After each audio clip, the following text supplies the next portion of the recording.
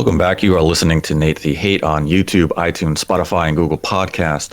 Be sure to like the video and subscribe and ring that notification bell to get notified when our next episode goes up early next week. And if you'd like to support the channel, I'd like to remind you that we do have a Streamlabs link in the description below. Donate any dollar amount. Ask a question. We will answer it at the end of the episode. If you donate $100 or more, we will dedicate the episode to you. And I'd like to welcome in my co-host, as always, Modern Vintage Gamer. What's going on, Nate? Great to be here. Thanks for having me on, as always. Always great to have you. And we have a special guest today. We have John Linneman of Digital Foundry joining us. Welcome, John. Gentlemen, how's it going? Going well. How are you? Not too bad on this lovely afternoon here. John, I wanted to say congrats on securing Audie for Digital Foundry. It's a great pickup, great guy, and I'm sure he's going to do wonderful things there at DF. Oh, well, thanks. Yeah, I'm glad we could finally bring him in to do some good stuff for us. It's always great to add someone else to the fold. Yes, we look forward to the excellent production that he will bring your channel, which is already CDI, Bubsy, that kind of stuff. No. Lots of good stuff on behind the scenes. I think it's going to be very, very good for us. Absolutely, something to look forward to. And I'm going to introduce today's topic, and it's going to be about the idea that Nintendo could very realistically introduce 2 Switch models in the coming year. One that we're going to dub for this conversation the Switch XL, which would be a 7-inch OLED-based Tegra X1, so the same internals that the current Switch have, and then further down the line, a Switch Pro, which is a unit I have alluded to now several times, and it is my contention that the Switch Pro will have 4K features, and this will be achieved using NVIDIA's DLSS system. And we're going to explore this topic deeper than what we have seen so far out there from numerous channels. And we want to emphasize that this is just a discussion. This is speculation of what could happen based on historic trends and just how information is being reported and gauging exactly how this could play out. So let's start with the idea that Nintendo does bring about a minor refresh, and that would be with the Switch XL. And this is something that, John, you and the folks at Digital Foundry had touched on a bit. And originally, my line of thought was the Bloomberg article was implying the existence of a Switch Pro. But after listening to your discussion, I amended my thoughts and said, you know what, this makes a lot more sense that Nintendo would introduce a Switch XL in 2021. And 2 of the main reasons were, this suits Nintendo's historic trends, and this is also a potential avenue for Nintendo to ramp up production of select components, specifically the OLED screen and the use or need of a brand new dock that is HDMI 2.1 equipped, because as we know, the current Switch is HDMI 1.4, and using a 1.4 is simply incompatible with 4K 60 FPS gaming, and that is something Nintendo would need with the inevitable Switch Pro. So this seems like a good stepping stone for Nintendo to go this route. Yeah, so I think there might have been some confusion around a discussion that we had where when we were referencing the Bloomberg article, I think we were specifically talking about the potential for a refresh, as you say, the XL. Rather than the next Switch, or more like the enhanced Switch, which I do kind of think could very well be 2 separate things. At least, let's consider that for now. That's the consideration here, is that Nintendo has a refresh in the works, the XL, and they also have this sort of enhanced Switch, which you're calling the Pro. And so, like you said, historically speaking, this wouldn't be unique to either Nintendo or other console companies as well, right? Like I think I mentioned before, you look at stuff like the Xbox One S that added 4K, added HDR support. The PS4 Slim came along with a new form factor right at the same time as the PS4 Pro. Nintendo is always releasing updates to their systems, often with the same functionality, but slight modifications to the features. We saw this with GBA a lot. We saw it with DS and 3DS.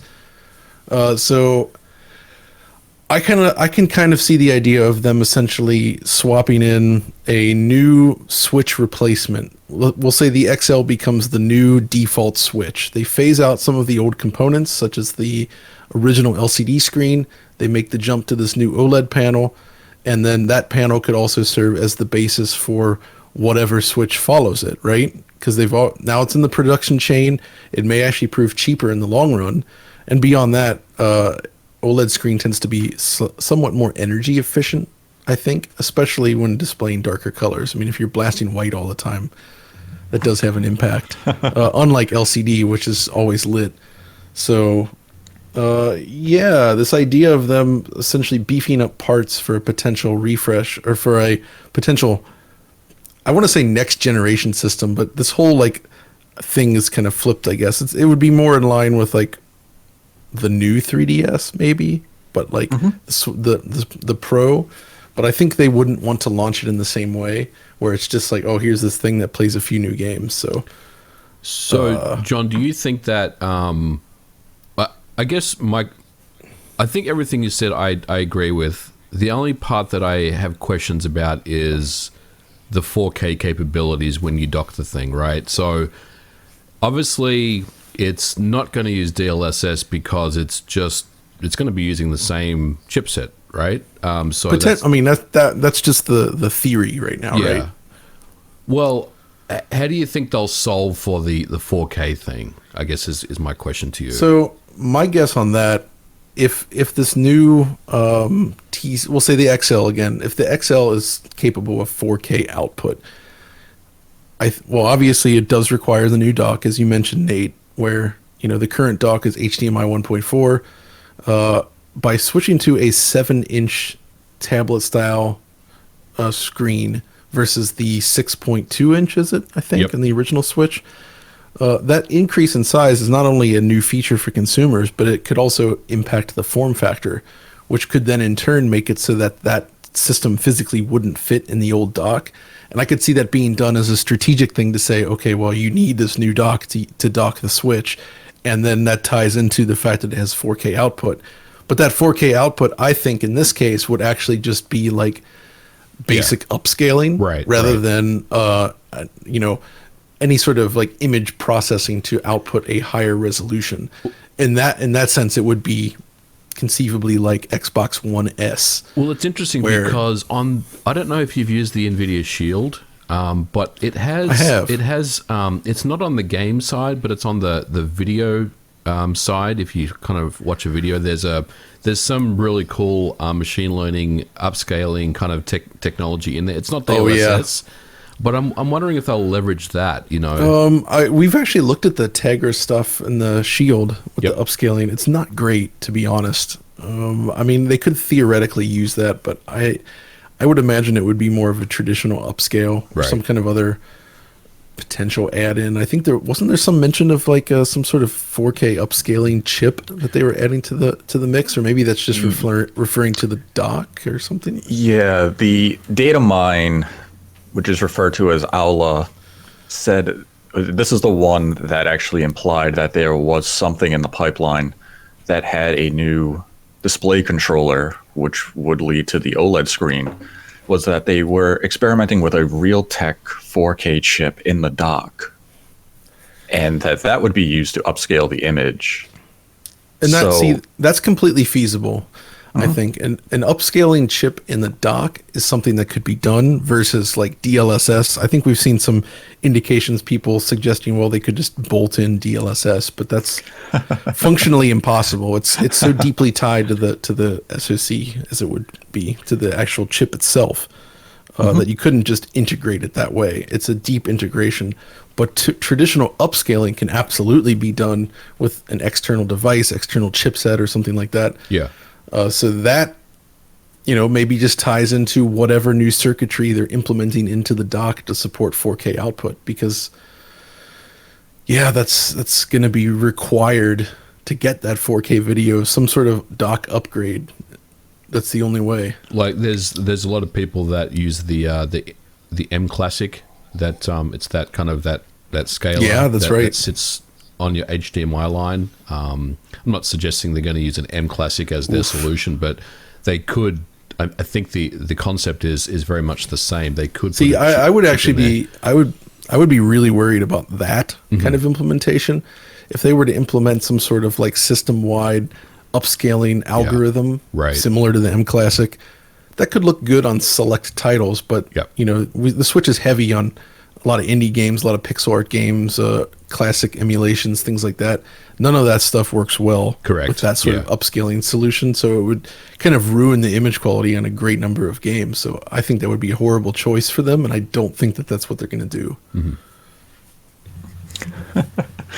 See, it's interesting to think that if they do introduce the Switch XL, and it comes with the new dock with some sort of 4K upscaling, just simple 4K upscaling as we've been discussing, is that I could see this easily phase out the current Switch model, and this would be the entry point moving forward for the Nintendo Switch line, and that it really matches what Nintendo does historically.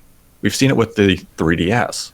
You had the 3DS, it was phased out for the new 3DS, and even that was then you had just the new 3DS XL, and so on and so forth. There were so many different models, or even with the DS, you had the DS, DSi, DSi XL, and they just kind of phase out the model beforehand.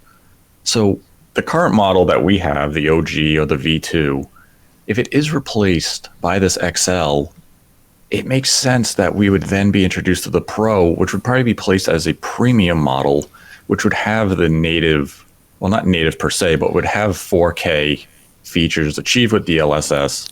And that would be the true 4K Switch for Nintendo's product line. Precisely. And that, I think that makes a lot of sense. If they could release like an XL this year, I think in the other video we discussed sort of the production limitations with going for a smaller process right now. That's kind of facing a lot of other companies. This would essentially buy them time on that side as well. So you basically introduce this new sort of XL model, and then months later you can introduce year, I don't know how long later, you basically introduce this enhanced new model as well. And then they can coexist. It also gives you a chance to, so they renew interest in the Switch, not that it needs it because it's still selling very well, but it does renew some interest in the machine. It sets up their supply chain with these new parts. And then, in the background, they're working on getting up to speed on this new Pro unit. And then by the time that releases, they could potentially bring down the cost of the entry-level model and then have this new, either slightly more expensive or similarly priced Pro unit become like the de facto platform for Switch. And then that's essentially like the Pro/1X style device.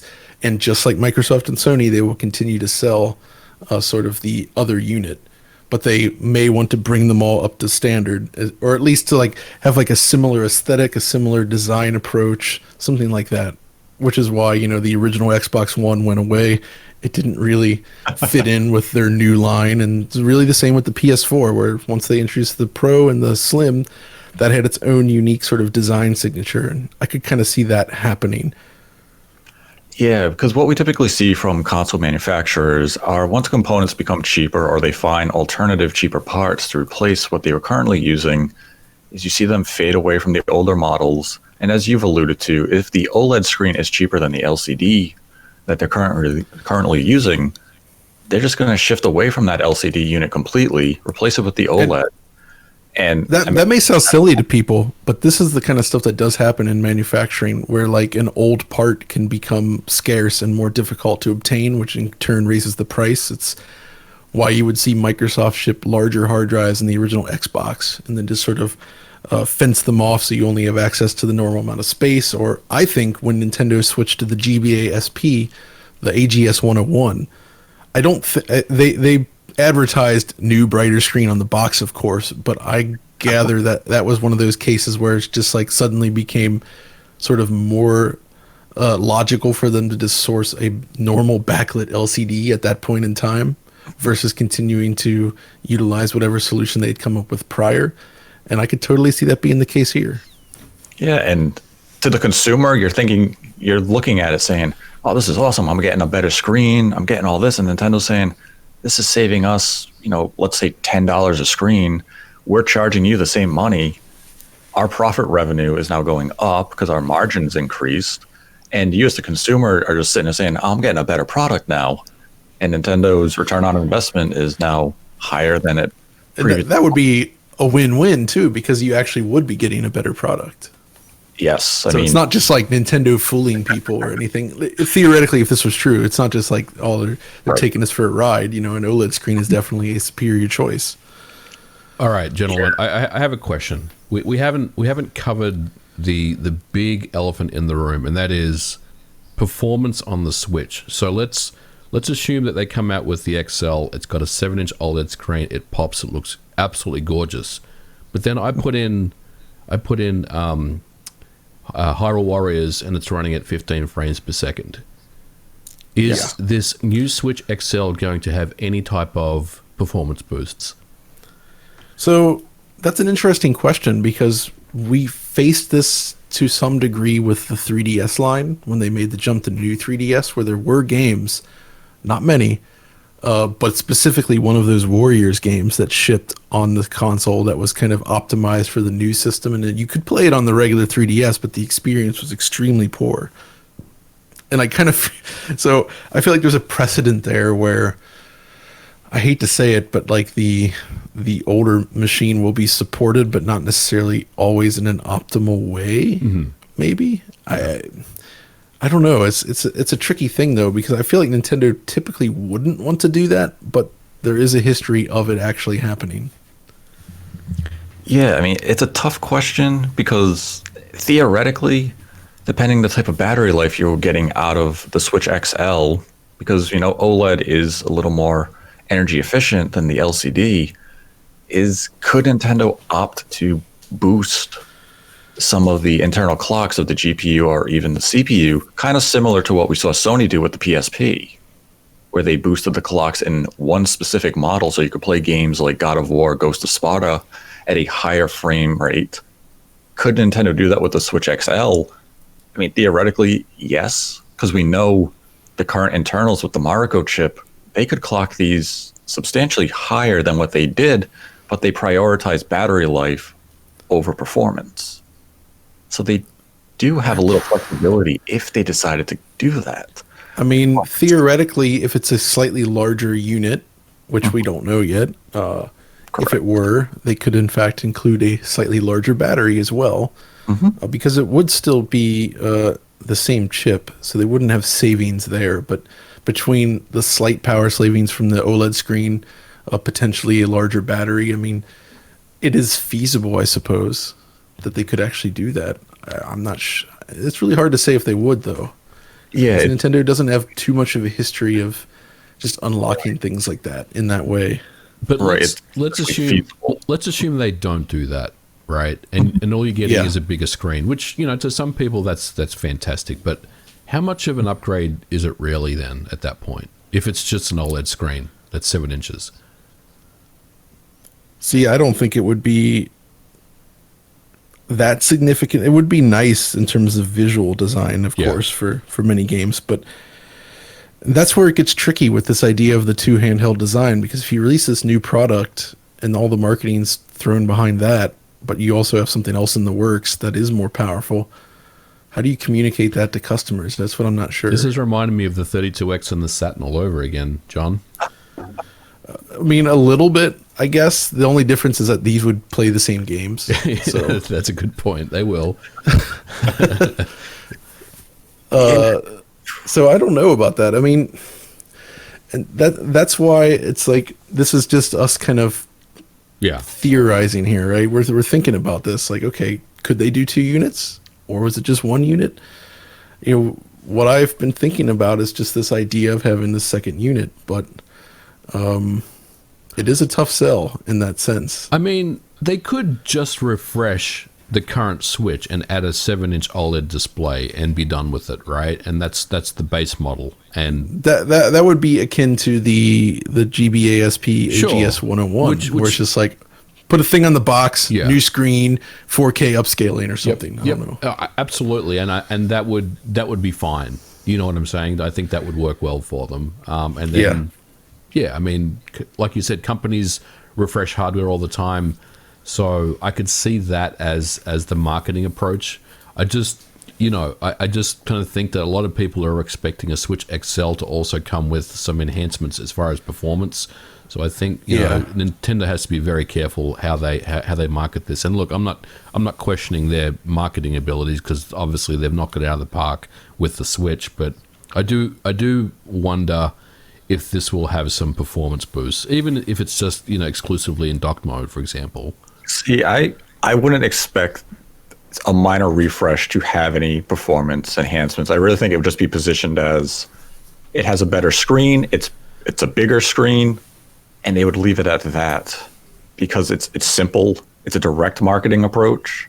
You really don't need to have significant lead time to bring this to shelves. It can just be, hey, starting in 2 weeks, we're going to have the new Switch XL on store shelves.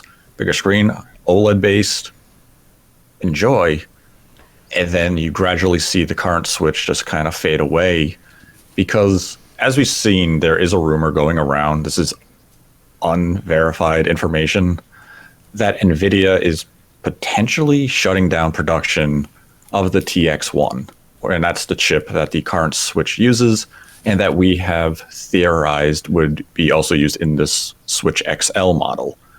But the problem with this rumor is there's no timeline to when production could potentially cease. It ranges from imminent to just it will end in 2021. But there's a big difference between production ending, let's say this month, or the end of the month, like Mario ends on March 31st, and December 31st. That is a significant difference in terms of production output. And if production did end, let's say at the earliest timeline, production ends this month, that would pretty much put a kibosh to our idea of a Switch XL using the Mariko chip. Yep. Sure would. But if it continues to the end of the year, Nintendo could stockpile these chips feasibly for probably another year of production. In terms of absolutely, and maybe more. I mean, this is why, again, all rumor stuff. But you have something like that come out. Maybe you hear a rumor like, oh, they're going to shut down production on this. Nintendo maybe makes this decision to go ahead with this revision, maybe, while also working on this new product, because they could say, we talked about this in the last video, but again, doing 7 nanometer chips right now, not good for that. So I could see them having a real hard time getting actual units produced for launch of a new enhanced Switch in 2021 specifically. Even if maybe at some point, maybe they were planning on that, like feasibly. And then they're like suddenly make a U-turn here, and they have this second product that was also kind of being worked on, because they're always working on these things in the background for sure. And then they just decided to go ahead with this dual unit thing, and then NVIDIA basically pushes back the closure of this line down until like the end of the year perhaps, and then Nintendo just stockpiles the chips.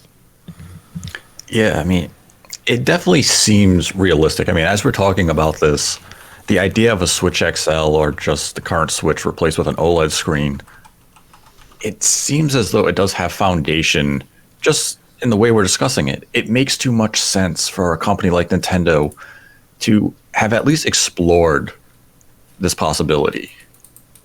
And as we talk, like, if NVIDIA is planning production shutdown for later this year, if Nintendo's original plan was to introduce a Pro this year, but due to the semiconductor shortage and the struggle to find supply lines to create your product right now, you pivot and say, let's continue to use the production line that we have at 16 nanometer Mariko. We can slap on the new screen that we're planning for our higher spec revision, and we're going to get that new dock in manufacturing so that we can begin that production line, so we can hit mass production in time for the introduction of the Pro.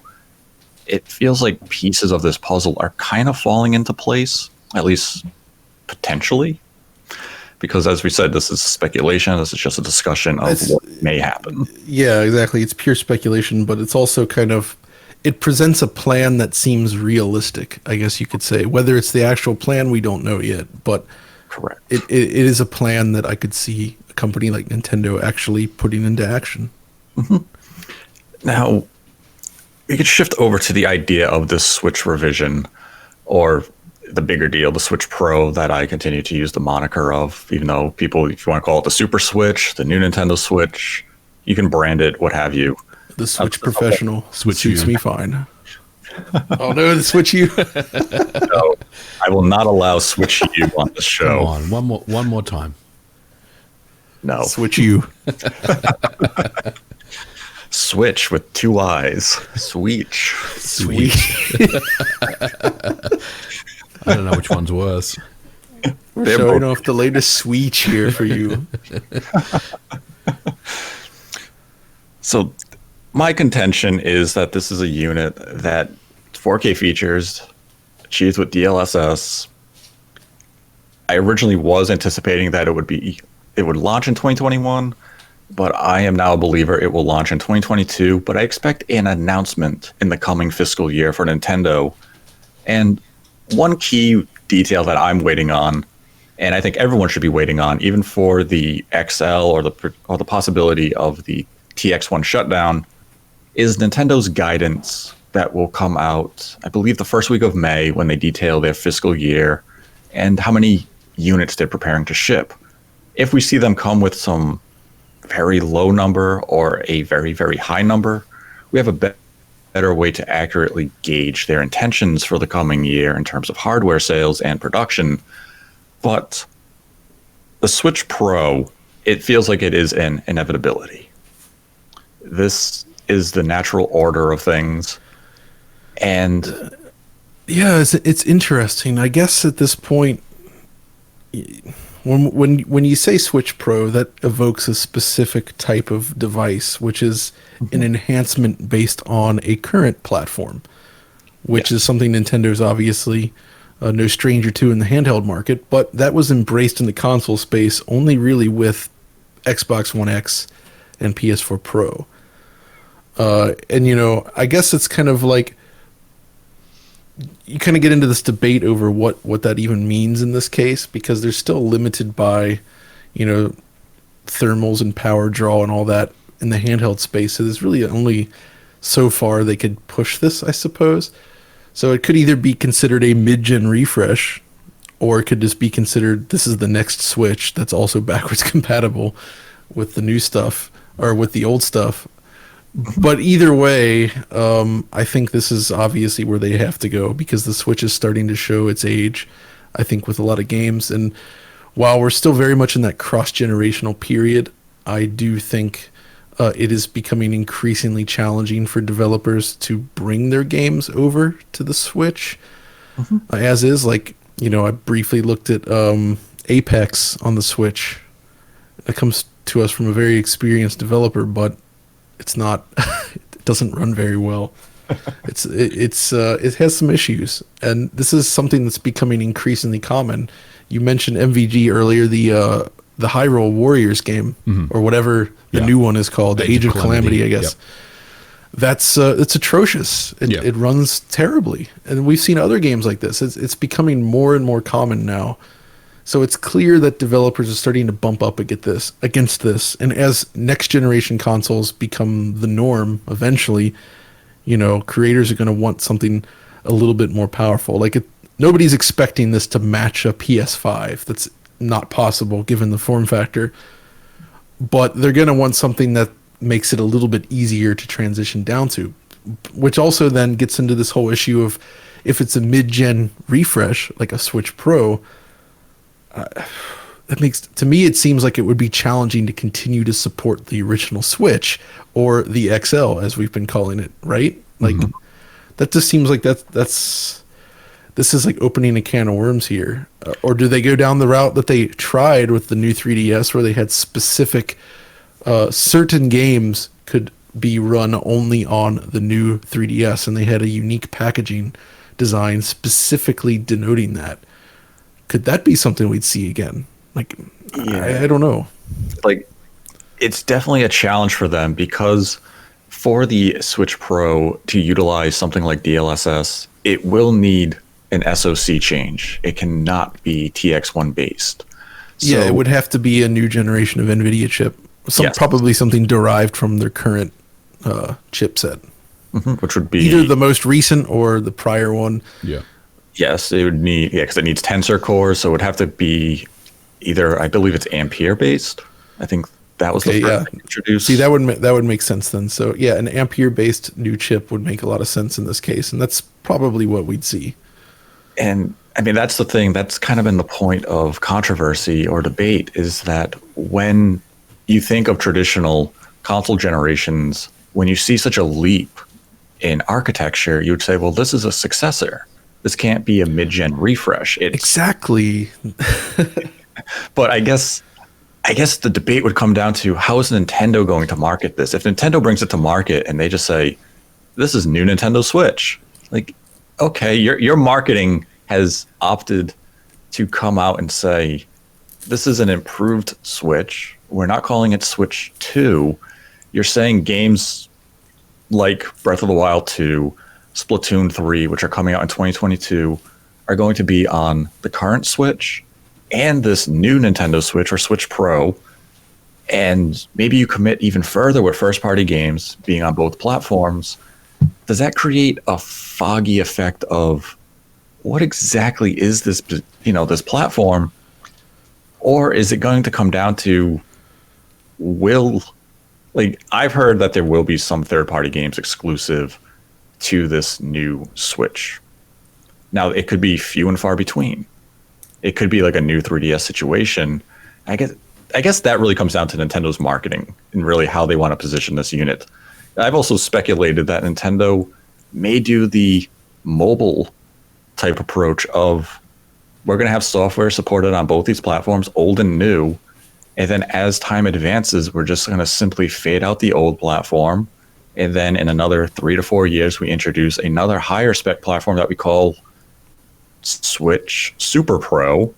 And you're going to have some cross support across the platforms again. And then we fade out the older model and, continue onward in that path. I mean, it's all speculation. We really don't know how Nintendo may position this unit, but the technology inside would certainly imply that this is a substantial leap over what we currently have, and they could brand it a Switch 2 if they really wanted to. It's just a question of you. That's the thing, because a new NVIDIA chip with DLSS capabilities, DLSS 2.0 especially, is extremely effective. I mean, you can render at obscenely low resolutions down to like 720p, and then run DLSS all the way up to 4K, and you have a suitably 4K looking image. I mean, there's obviously flaws if you look closely, but just to the eye playing the game, the image quality is superb. So you save a lot in terms of just the raw underlying resolution that you need to hit, which also then suggests that there would be a lot of extra headroom for boosted performance. So I feel like you'd get both image quality and frame rate boosts, significant boosts, over the original Switch. Yeah, I mean, this unit would it would probably far exceed what we would even view as like the PlayStation 4 Pro to the PlayStation 4. But maybe it's more like Xbox One X versus Xbox One, because that was a pretty massive leap. Yeah, that was a big leap. And then, I mean, for all intents and purposes, Microsoft could have branded the One X as a new generation of the Xbox if they really wanted to, but they knew in the background they were working on the Xbox Series X, and there was no reason to brand the One X as the brand new Xbox. But the leap was certainly substantial enough to be considered a successor. Yeah, I think, this kind of gets into what they were targeting. I mean, the whole focus there was we want to deliver Xbox One class games at higher resolutions that are fit for a 4K screen, which also kind of could potentially be the focus here for the new Switch. But also like One X, that extra horsepower that would be required to get there would also introduce faster performance. So it would be kind of that double improvement, which we've seen before. So I think the thing you said, John, before kind of really resonated with me, and that is we have to always keep in mind that the Switch Pro or the Super Switch still has to maintain a 5-hour battery life in handheld mode, right? Yeah, so how do you balance that? How does that look on paper? I mean, you could say, look, they could go all out in dock mode, right, and just basically uncap everything. Sure, but when you take the system in handheld mode, it has to drop everything back to an appropriate, level to have a good experience playing games and have a good battery life to boot. So I don't know if thinking about going crazy with a new NVIDIA chip and everything is the way that we should be thinking about this, because I still feel like Nintendo is going to, keep this confined to something that's manageable from a hybrid console standpoint, Yeah, I think you're probably right about that. I mean, they will gain some battery life back just from using 7 nanometer versus 16, right? Yep. But not enough, especially with all these new features. So I suspect that it'll have an impact on which ampere features are available, and it would also have an impact on how high it's clocked. But so I guess, DLSS could also be used technically in handheld, I suppose. It could, yeah. But this might be why we would see still a 720p screen. It just keeps the maximum resolution you need to hit much lower. Right, and I guess you're maintaining existing compatibility with current Switch games anyway, because you're not basically forcing them to all get patched, to support a different resolution, right? So, exactly. What I mean? So I think that would make sense. And you would, kind of naturally, for games that use dynamic resolution scaling, especially in handheld mode, many of those games do support scaling up to the native screen resolution of the panel anyway. So you should theoretically gain that benefit where it would just hit the upper bounds of the DRS range more often, right? If not all the time, while in portable mode. Whereas that, if you were using a higher res screen in there, then you'd have to deal more with scaling anyway. Yeah. So I think, so you're right. I think it's going to be a system that focuses on boosting image quality, which is something that they could do realistically with DLSS, and then maybe just stabilizing performance as well. But it's not, I don't think, you're right. That actually makes a lot of sense. They wouldn't be pushing this stuff up because fundamentally it still needs to be a portable system. And there's just the laws of thermodynamics still in effect here. Absolutely. That make it so they can't just run wild with this stuff. Batteries remain the key limitation here. Yeah, I mean, heat, I suppose. Absolutely. I mean, I've overclocked a Switch, and it gets hot. It literally is blowing hot air out the top of the fans, and it's not something you want to give your kid, and have him rest his Switch on his leg or something, and burn himself, right? I mean, we have to be very mindful of, to make sure that the thermals are appropriately set correctly, I mean, and we know that's something that's important to Nintendo, because with the current Switch, they put heat distribution and just the overall temperature as a key focus, and that's why they downclocked the unit to what they did, because they didn't want people burning their hands or the Switch melting while in docked mode. And I think John brings up a good point there when he mentioned that they could position the Switch Pro as primarily a system that is for clearer image quality and FPS improvement. Especially, if you can play a game like Xenoblade Chronicles 2 and it not looked like a blurry, pixelated mess in handheld mode, a lot of people would welcome that. I mean, honestly, all it would take is some type of AI upscaling or reconstruction. DLSS is obviously what we're talking about, and a boost in memory clocks and memory bandwidth. I mean, I think if memory bandwidth especially. Yeah, if you apply those two things, all of a sudden I think it'll really be a lot more beneficial to performance. Because it's not necessarily about being the fastest, right? It's not about getting that max theoretical clock speed, right? Because that doesn't make any sense. It's really about the most effective ways to make an image look better and perform better, right? And I think those two things is what you really want to go for. And that DLSS makes a lot of sense for Nintendo and NVIDIA. Obviously, NVIDIA wants to continue to push this technology, and Nintendo is naturally going to be looking for ways to squeeze improved image quality out of a device without massively increasing, the size of the chip and just the amount of processing it has to do and all that, So it's a smart choice. Yeah, I mean, DLSS is kind of a Nintendo. It's exactly the type of cheat code that a company like Nintendo is looking to use.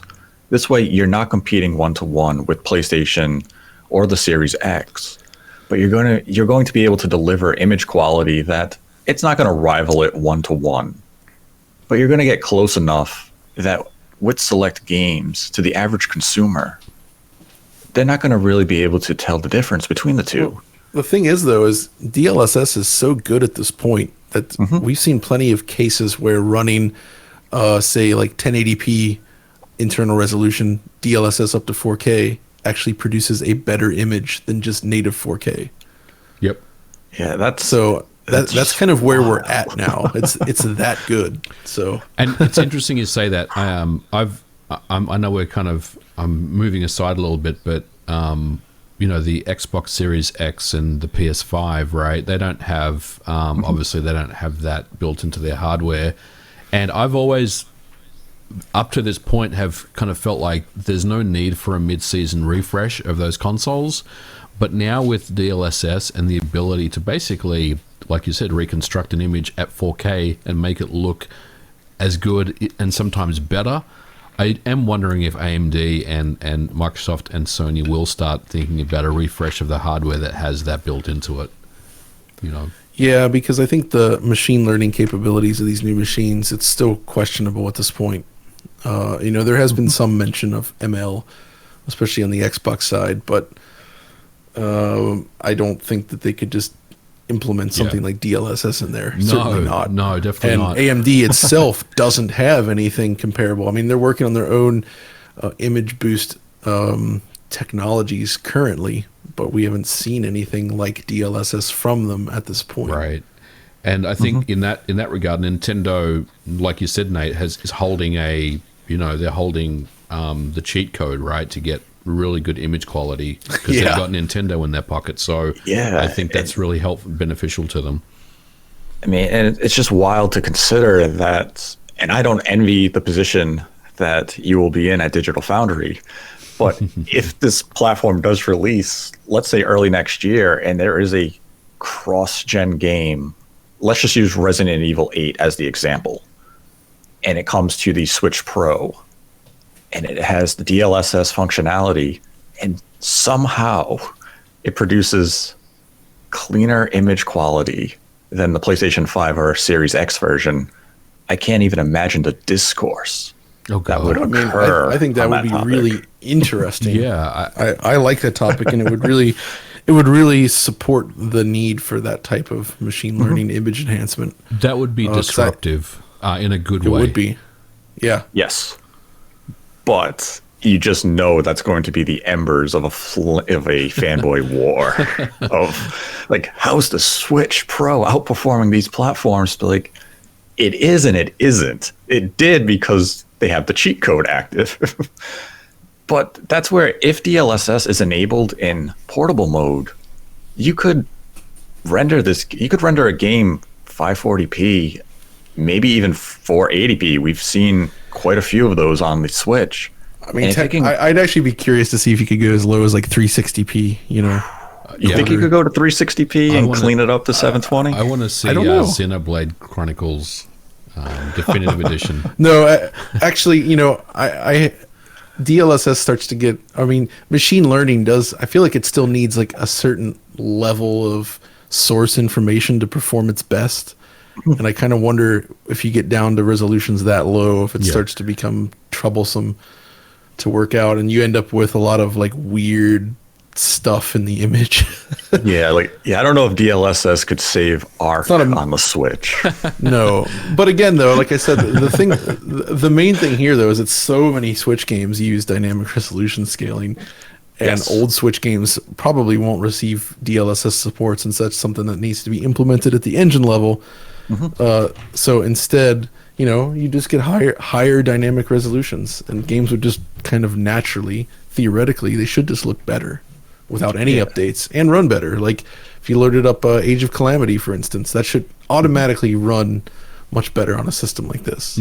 Yes. I mean, that's been one thing I've seen some people say, oh, I can't wait to boot up Breath of the Wild and it will have DLSS. Like, it won't have DLSS. What you will get are just the net gains from the improved hardware. So the frame rate will be more consistent. You'll get a resolution boost because it is a dynamic range or dynamic resolution style game. Or even games like Doom 2016 or Doom Eternal, you'll get some net gains on those, on those products. But DLSS would be something that would be moving forward. It'd be new releases, not prior releases. Yeah.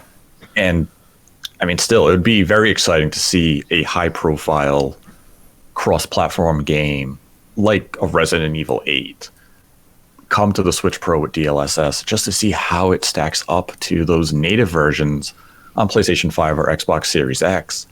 And if Nintendo can deliver a product that's very close to that experience, you have a very interesting platform there. Well, then Yeah, that'll really prove that teraflops doesn't mean anything at that point, right? I mean, everyone's talking about, the number of teraflops is what defines how powerful a system is. If the Switch Pro comes out and Resident Evil 8 is running with DLSS and the image quality is just about there, or it matches what we're seeing on next gen hardware or current gen hardware, then yeah, I mean, that whole argument about power is just gone out the window.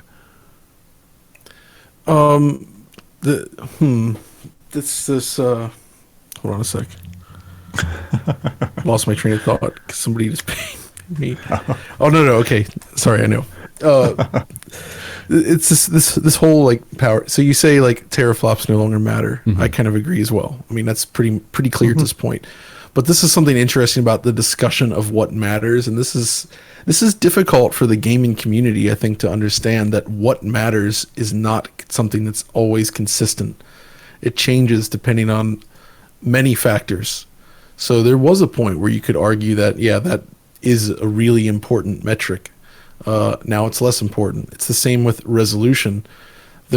People always say like, well, you guys focused heavily on resolution back in the day, and now you say it's not that important. And then they don't understand why. And it really just comes down to, image treatment has changed a lot. When you're dealing with fewer pixels and poor quality anti-aliasing, those pixels matter a lot more. So like, 648 versus 720p with FXAA, that's a huge difference. But once you start getting up into these high resolutions with like machine learned AI or machine learned AA, like DLSS and TAA, all this kind of stuff like that, suddenly the difference between like native 4K and like, 1620p or something, it's very difficult to detect, and it's no longer the important thing. And that's kind of what we're seeing happening is there's all these new technologies being created to sort of like make up for deficiencies in hardware. It's like, okay, well, this is a very heavy operation to do this. What if we come up with some way to offset that to produce an equivalent or superior result using less computing power, basically. And that's kind of what the whole point of DLSS is, I guess. And that's why the conversation is always shifting around what matters. I think the thing that really stood out for me, I think Rich Ledbetter said it. I don't remember when, but it was when you guys were looking at the next gen hardware. He said something along the lines of, graphs on a chart don't mean anything anymore. Yep. And he's absolutely right. We're coming up with these new technologies that really are just changing the way that we think about how things are, and I that's something that's always kind of stood out in my mind, especially this generation, where it's not just about raw performance anymore. There's so many different things that can make a game look good and perform well, and I think ultimately that's the direction we're going to continue to go down. Absolutely. Now, one thing I do want to touch on, because you did mention it in terms of computation efficiency. What would you say are the odds that Nintendo does allow DLSS in portable mode? I see no reason why that's not feasible. You think they could deliver DLSS and maintain, let's say, a 4 to 5 hour battery life? Because as it's known, if they rendered the game natively at 720p, that is a bigger energy draw than rendering it at 540p and then upscaling it with DLSS to 720. Yeah, so I guess that's the question, is when there isn't that, I guess I don't know enough about how much power draw this would take from the chip, running at off a battery. Because our only experience with this so far is on graphics cards connected to a high power PC. So Right.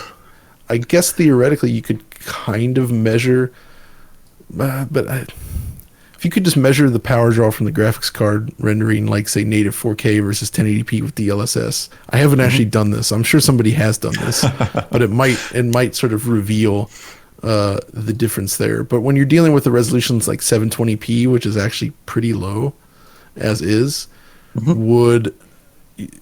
it's a good possibility that 540p with DLSS might actually be more demanding in terms of power draw.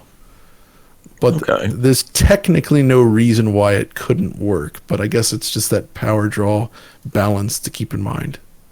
Because it definitely would be interesting to see them implement DLSS in handheld mode, because theoretically it means you could try to port more demanding games to the platform, because you would have that flexibility of rendering the game at a lower native resolution and then still delivering that 720p image. Whereas now we're playing games like Arc in handheld mode at like 180p. We joke about Arc because it's really bad, but Yes. I'd say it's a good amount of games actually. The average big Switch release runs below 720p.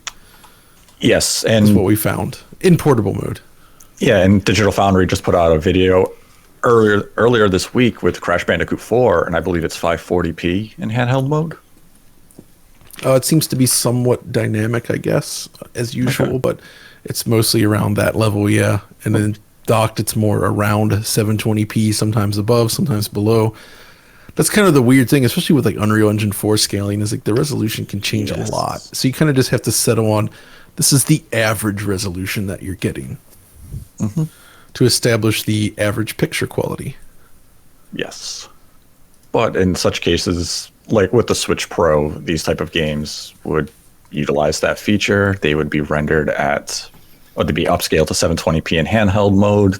They could go up to 4K while docked and be a completely different, experience in terms of image quality of what we're seeing. But I think that gives kind of an idea that if you do introduce a Switch Pro, because when we look at Crash Bandicoot 4, it's not a super demanding game in the sense of, something on the RE engine, but it is a demanding enough game that the current Switch is just, it's not up to par to handle It's still an Unreal Engine 4 based game, Right. using a lot of its techniques. So, it's not inconsequential for the hardware, especially Right. because Unreal Engine 4 is primarily it's a deferred render, so that's pretty difficult on the Switch as is, which is why something like memory bandwidth would be really useful. A nice boost for a Switch Pro. Yes. Yeah, I think when we combine the two topics that we've discussed today, I think we've kind of paved a good roadmap that Nintendo may be considering and even jotting down for themselves. Is you introduce that minor refresh of the Switch XL, you get the mass production of the OLED screen, the new dock, and then sometime next year, early next year, you introduce this Pro, and you deliver this higher quality experience. And it just comes down to how they want to market it. Do you want to market it as that successor? Do you want to market it as just a premium Switch? I mean, they have the challenge ahead of them, but this just sounds like a smart roadmap for a company like Nintendo to I could see it use working moving well for them. forward. I could see it working well. Yeah, because, I mean, as we mentioned, the current Switch it's beginning to show its age and its limitations. Oh, absolutely. I'm seeing it more and more. Yeah. No, it is. Yeah, and I think it's 1,000%. really fascinating. Actually, that's Switch is my favorite platform to cover still, really because of that fact. I love seeing what developers can squeeze out of aging hardware. I mean they've been squeezing a lot from this fruit.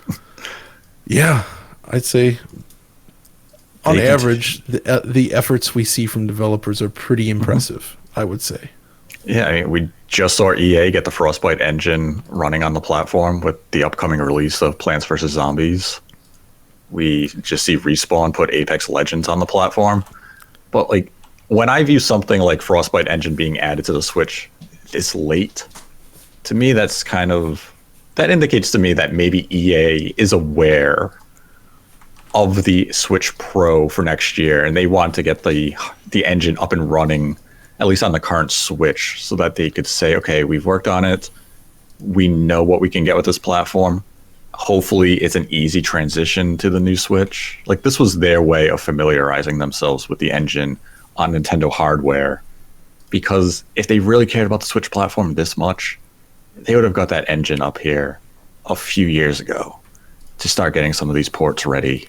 And this is just them at the last minute saying, yeah, I mean, yes, we made a mistake, but these things take time, I guess, and Yes. Capcom was also late to the party with the RE engine on Switch. We've only just now seen the fruits of that, and you can see that it was already important to them to get those games onto the Switch. I mean, they had the Resident Evil 7, the streaming version, right? yes. They would have loved to have proper Resident Evil 7 on the Switch, but clearly it wasn't feasible at the time. I suspect it's completely feasible now. Yeah, and as a developer, I mean, that has worked on Switch games, it's something that a lot of people don't really understand, and that is there is definitely work that needs to be done to get games running on the Switch. I mean, it's a completely different architecture than x86, obviously. So there's a different API, different architecture. John mentioned the way rendering is handled is different to what Unreal Engine and Unity utilize. So there is a lot of work in some cases to get games running, and then there's work on top of that to optimize and get them running at a good level of performance.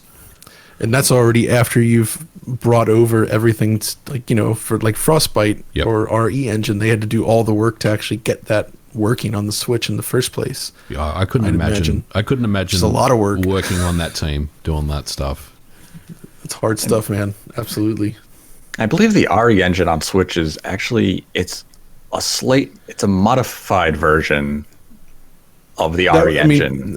They've done this before with a MT framework, Yes. where they had this sort of MT framework mobile.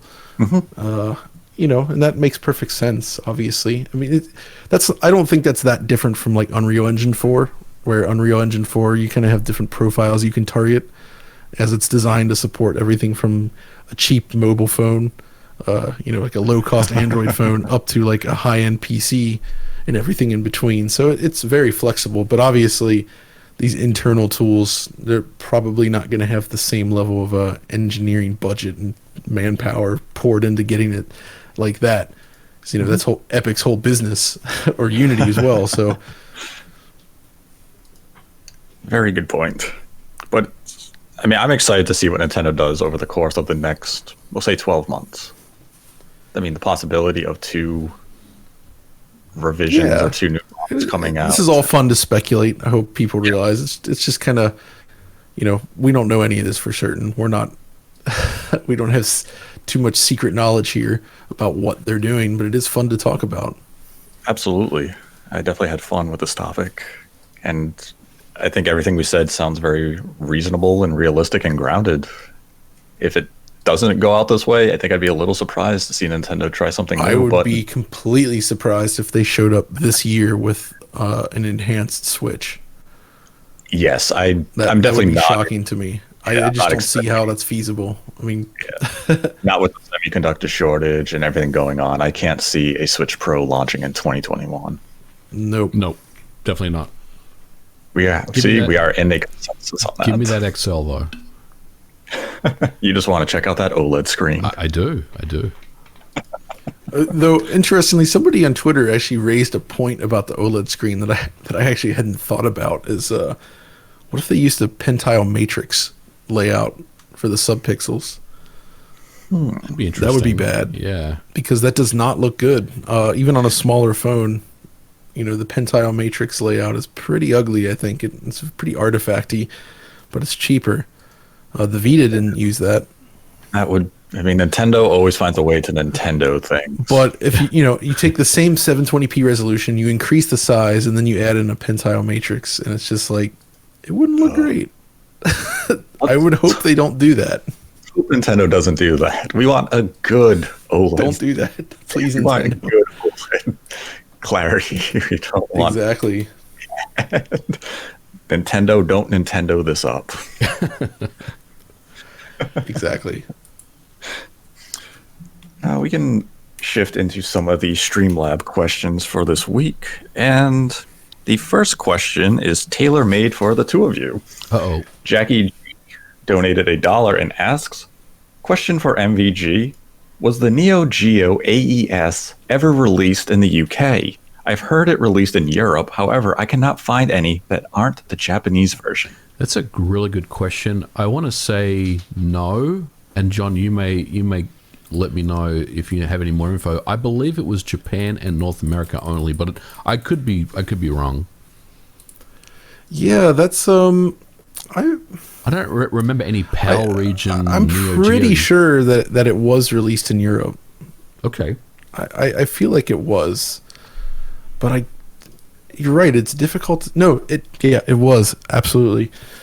There are European specific versions of games. I know for the AES, and I think of that because I've been kind of laughing. There was a sale for Kizuna Encounter, which is not a rare game, but there was a European version of that in the works, and that version I guess got canceled. So there's like 5 copies in existence. Yeah, and one of them just sold for 70,000 euros, I think. Yep. You're right.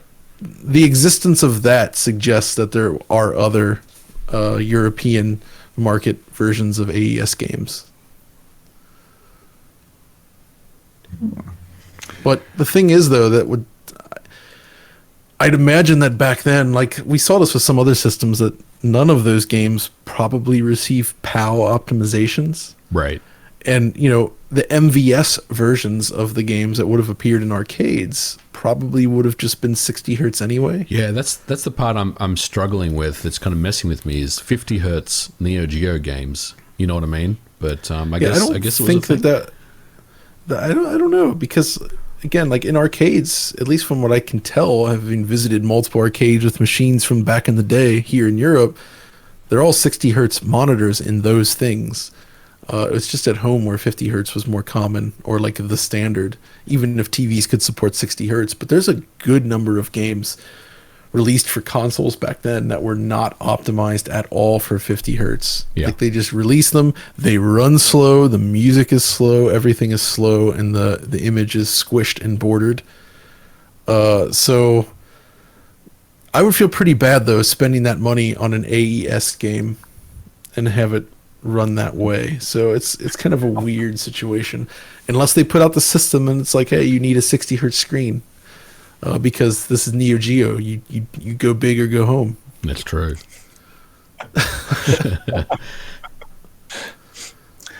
We then had a $1 donation from Jeremy Biff, who writes, what is Nintendo's October game? I think it's going to be a spooky game like Bayonetta 3, Metroid, SMT5, Resident Evil, Fatal Frame, or an Eternal Darkness reboot by God. Blooper Team. This is like Blooper Team did It's say like the that ultimate wishful thinking. Yeah, this is like publisher. the biggest nice to have pie in the sky type stuff.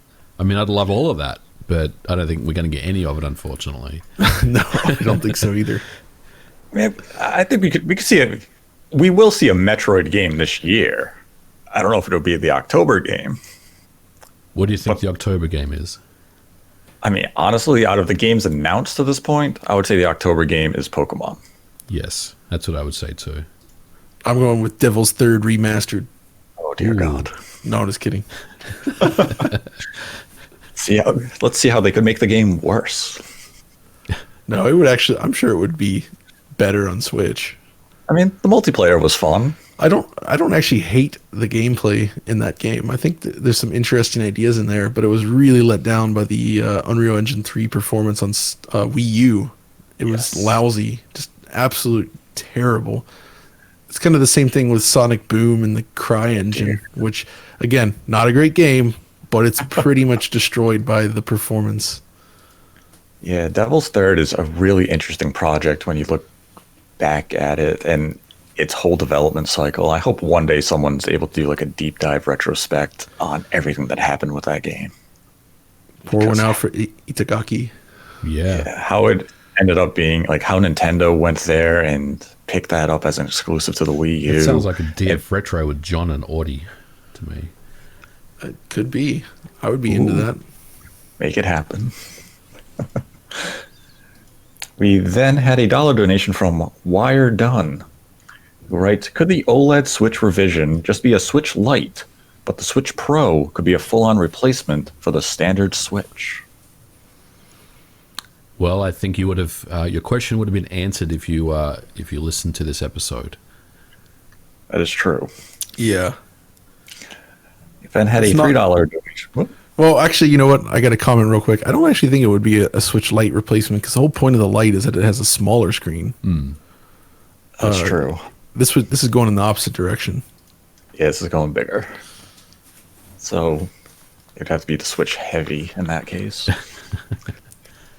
So then we had a $3 donation from Jared Helder, who writes, everyone is tired of the new Super Mario Brothers look, with 4 games recycling the same look. The style in 3D World was converted into 2D for Mario Maker 2. Do you think Nintendo will make a 2D Mario with those assets? I would love that. I would also love that, but I think if Nintendo is to make a new 2D Mario, they'll probably try a brand new style. Yeah, that's my guess as well. I think the new style is over. Yes. I mean, we last saw it back in 2012, technically. I mean, there is the re-release on Switch, but I don't really count that because it's just that game again. So I feel like they've finished with that new style. That's an old thing from the Wii DS era, and if they ever did a new 2D Mario, it would be a unique looking game with its own new style. But not... Yes. I say new style, but I don't mean new style, if you know what I mean. Yes, Nintendo has to walk away from that new style. It's old, it's antiquated, it's really not that visually appealing. I mean, the whole thing was designed originally with the idea, the capabilities of the DS in mind, and obviously it changed dramatically as it moved to more powerful machines. But this idea of combining like flat 2D billboards with 3D models, it just kind of made sense on the DS. Yeah, at the time for the DS version, it was like, wow, this looks awesome. And then as it came to the Wii U launch and we're looking at New Super Mario Bros. U, it was just looking like, oh, great, it's an HD Wii game. More than that, though, my problem with the new series was actually the soundtracks were terrible. Yes, I think the music is just horrendous. Yeah, it's so bad compared to otherwise great Mario tracks. Yep, that ba-ba will haunt me for the rest of my life. They never got away from that, and the dancing Koopa every time that beat dropped. It was a fun gimmick, but the music wasn't there to back up that gimmick. Right. And when you look back at the old 2D Mario games, Super Mario Bros. 3, Super Mario Bros. World, they all had these fantastic atmospheric soundtracks. And the only thing I remember from built on these super like singular motifs. Mm-hmm. You know, like Super Mario World basically has like 1 or 2 songs, but Koji Kondo found ways to sort of reuse that theme over and over again in really interesting ways, and it sounds amazing. Yeah, and New Super Mario Brothers didn't. They just kept using the same theme in the same way with the same bop bop, and it became very irritating after 4 games. Do better, Nintendo. We know you can. Then had a $5 donation from Skitiddles, who writes, it is my understanding that Sonic 3 and Knuckles cannot be re-released due to rights issues for the music with the Michael Jackson estate. If you ran things at Sega, Would you opt to record a new soundtrack or leave Sonic 3 to be lost to time? What do you think, John? It's a weird. I mean, I've played so much Sonic 3, so personally, like I don't need it re-released because I have the cartridge. But as far as like opening it up to a larger audience, I think if you were going to bring it back, you'd want to do so in a pretty big way, and I think redoing the soundtrack would not be a bad thing.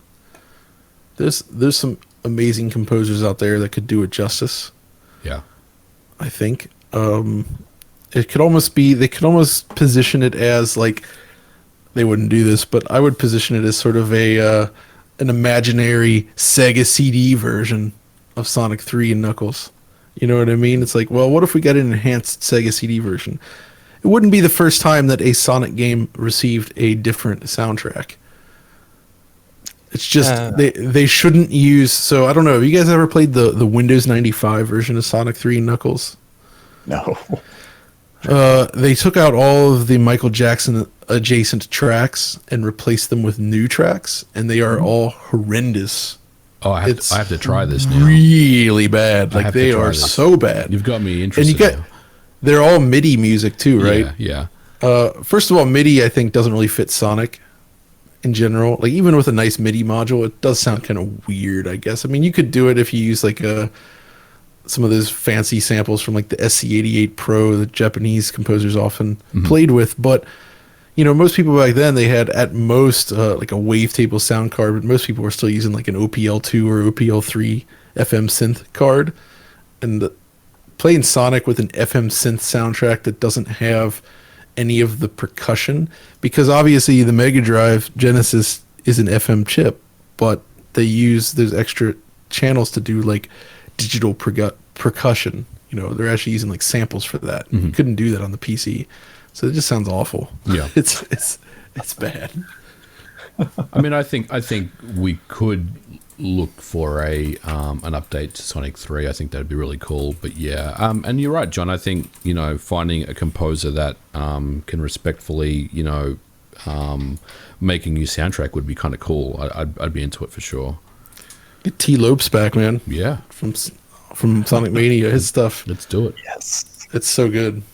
Yeah, Sonic Mania's soundtrack is fantastic. It's top tier. We then had a $7.70 donation from Mr. Brofield, who writes, "Hey gang, started listening a few months ago and really appreciate the varied perspectives you share. My question is, what rumored Nintendo Switch Online updates do you expect or hope for? New platforms, N64, GameCube, Game Boy, DS, streaming apps, another free-to-play game, something else entirely?" I think we'll get some new free-to-play games as we start to celebrate some anniversaries this year, very similar to, you know, the Mario 35 stuff, you know, kind of those time games that are free-to-play for a while.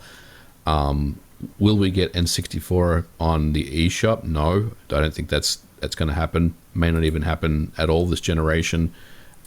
Game Boy and Game Boy Advance games possibly may get added. But other than that, I don't really know what else to say. Yeah, same. I would like to see Game Boy and Game Boy Advance stuff added, though. That'd be very nice. Yes, I'd be into that. Yeah, I mean, my hope is a new platform is added, but beyond that, Nintendo really doesn't treat the Nintendo Switch Online service with really any seeming care. I mean, they made the Nintendo Switch Online hub, and I really don't understand the point of the hub because it still has to launch the independent apps.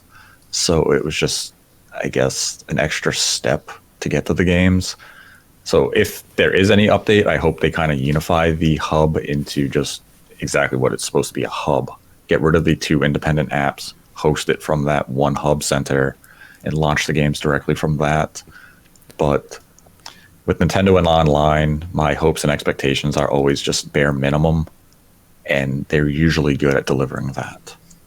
Yeah, and especially with classic games these days, I find myself increasingly disinterested with just straight up emulation on these things. I don't really think that's really worth the time anymore, but what I'd like to see is more what a lot of the emulation development community is doing outside of Nintendo with a lot of these enhancements.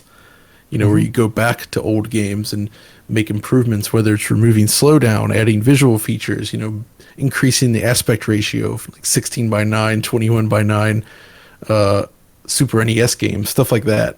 Like that is really interesting, and it offers a feature you couldn't get on an original machine.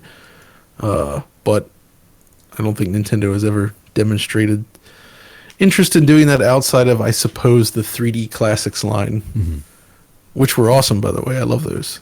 Yeah, those were awesome because they had it was Excite Bike, Kirby. Kirby was the big one for me. Yeah, that was really, really cool. Yeah, those looked awesome. But Nintendo, they always introduce something that's really neat, and then they kind of quickly abandon it if it doesn't meet their expectations, and they don't stick with it. So, but they have this weird habit with that kind of stuff of starting with like low tier titles, like, oh, we got to do it chronologically, and they put out the stuff nobody really wants, and then they say, oh, well, that wasn't a success, and then you never get the stuff you did want. Yeah, although Kirby was kind of the oddball one there because that didn't fit the mold. But most of the 3D Classic stuff was kind of not that interesting. Yeah, I mean, like Excite Bike, I enjoyed Excite Bike, but putting it into the 3D Classics, it didn't really add anything to the game. Like, yeah, it looked like I was actually driving over hills, but it wasn't anything like, I have to buy this game. And then Sega had their 3D Classic line too. No, those were great. Yeah. Absolutely fantastic. But they chose games that had actually utilized it well and made the games more like immersive. Especially those arcade games where they got proper widescreen support and all kinds of stuff there. It's just awesome. Yeah. Versus Nintendo, it's like, you guys like Urban Champion, right? Yeah, that game's on more Nintendo platforms than almost any other product. Every time they launch a service, like, they just Urban Champion, the first game up, like, we don't want this game. Sure you do. Like, stop forcing it on us. No, we will make you play this until you love it. Like, there's got to be somebody in Nintendo that has like a fondness for Urban Champion. Yes, somebody on that board of directors must have created the game, and they're like, it will be worked on it, or there's something about it because it just keeps showing up, and I don't know why. I don't know anybody that likes Urban Champion. I swear, every survey Nintendo sends out, people are writing in, no more Urban Champion. Nintendo's like, the demand is there. Like, hey, we want a new Golden Sun. How about Urban Champion? They run it through the machine. Everybody writes no more Urban Champion, and the machine just sees Urban Champion. It's like, everybody's talking about this Urban Champion. We have to keep giving it. We have to stop. We have to stop now. Nope. We're going to make an Urban Champion dedicated Switch. Be the only one that will never sell a unit. Poor Urban Champion. And that was the final Streamlab question for this week. If you'd like to support the channel, we have the Streamlabs link in our description below on YouTube. Donate any dollar amount, ask a question. We will answer it at the end of the episode. And if you donate $100 or more, we will dedicate the episode to you. And I'd like to thank our guest this week, John Linneman from Digital Foundry, for joining us again. Oh, thanks for having me, guys. It's always a pleasure chatting with you both. It's good fun. It is good fun having you here and talking about what Nintendo may be doing with new hardware in 2021 and 2022. Yeah. And I'd like to thank my co-host, Modern Vintage Gamer, for joining me as well. Thank you for having me on, Nate, and thanks for coming and talking with us, John, for the last hour or so. It's been fun. Yeah, definitely. And you can find links to Modern Vintage Gamer and Digital Foundry in the description below. And until next time, continue to embrace the hate.